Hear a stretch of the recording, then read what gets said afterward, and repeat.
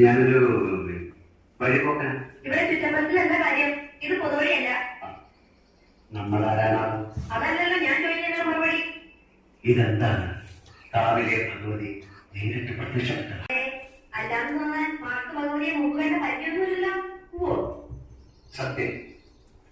ആ ശ്രീത്വം വിളങ്ങുന്ന മുഖം, അഴിഞ്ഞു വീണ കേശഭാരം, വാക്കിലും നടപ്പിലും അനുഭവപ്പെടുന്ന ദൈവിക ഭാവം എന്നൊക്കെ പറയണമെങ്കിൽ കണ്ണുപൊട്ടനായിരിക്കണം കാണുന്നത്. ഇത് വെള്ളരിക്കണ്ടത്തിലെ കണ്ണേറ് പോലെ പോലെ പോലെ തലശ്ശേരിക്കാരിയാ. ഈ ചുറ്റമ്പലത്തിനുള്ളിലൂടെ അതിനുള്ള മറുപടി ഒന്നുമായി പറയുന്നില്ല. അതേതാ ടീച്ചറെ? ഞാൻ അറിയാത്തൊരു തമ്പുരാട്ടി പോലെ. ഞാൻ ആരാണോ?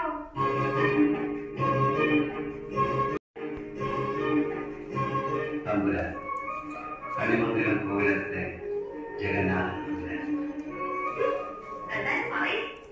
തമ്പുരാൻ. ആയിരിക്കും. മൂട്ടിയേക്കാളും വലിയ ശാന്തിയുള്ള കാല മുടിന്നുമാകാം തമ്പുരാൻ.